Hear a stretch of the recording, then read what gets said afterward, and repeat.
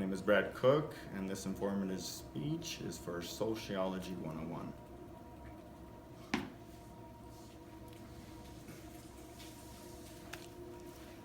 Cheers. Hello, my name is Brad Cook, and today I will be speaking to you on a widespread epidemic known as alcoholism. Alcoholism or alcoholic dependence is defined by the American Medical Association as a primary chronic disease with genetic and psychosocial and environmental factors influencing its development and manifestations.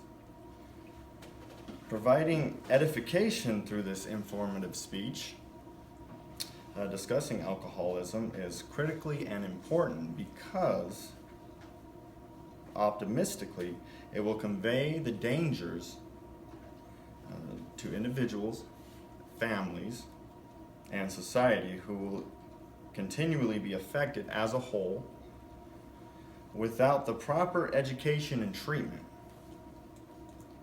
Alcoholism centers in the mind. It is safe to say that alcohol is not the problem. The problem is how an alcoholic thinks after he or she takes a drink. There is an obsession that begins to develop for an alcoholic by taking that first drink. The phenomenon of craving kicks in, and one drink is never enough. That person wants more and more. Unlike the so-called normal drinker who can go to a social situation and have just one drink, an alcoholic simply cannot. Dr. Bob and Bill Wilson founded Alcoholics Anonymous. You will often hear platitudes like one is too many and 1,000 is never enough. And one day at a time in a meeting of Alcoholics Anonymous. There is truly no main walk of life that characterizes an alcoholic. Because true alcoholics come from all different types of backgrounds. Alcoholics all have one thing in common. When the initial drink is taken, scientifically, it activates the pleasure and reward center in the brain. We are flushed with neurotransmitters that make us feel good. This eventually becomes habitual and addictive and creates that dependence. There are certain social implications that occur, such as life unmanageability, problems with family, violence, criminal acts, and loss of or missing work as a result. Also, you can expect long-lasting effects on a physical level. Brain damage, liver damage, and chronic diseases can occur from extensive use of alcohol. Alcoholism is progressive and a family disease. The National Institute of Alcohol and Alcoholism offers many studies, including research conducted among twins and children of alcoholics, that have shown that genetic factors influence alcoholism. These findings show that children of alcoholics are about 4 times more likely than the general population to develop alcohol problems. For instance, I'm a recovered alcoholic.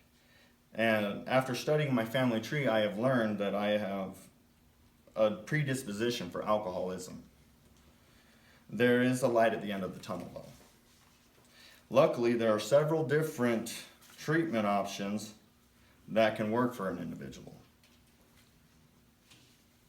such as Alcoholics Anonymous, where they engage in fellowship, looking at their past and their wrongdoings, making amends to the people they have harmed, so that the outcome of the situation can become a tool to help them help someone else.